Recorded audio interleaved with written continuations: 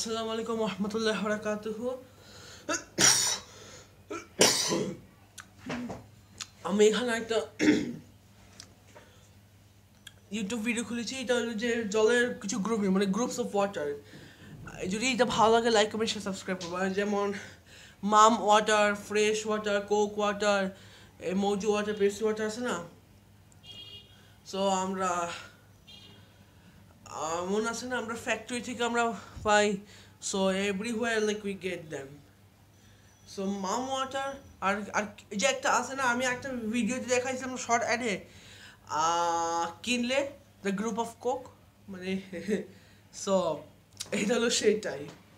So আমাদের বাসাও তো জল থাকে, আমাদের জল এভরিওয়্যার দরকার এখন।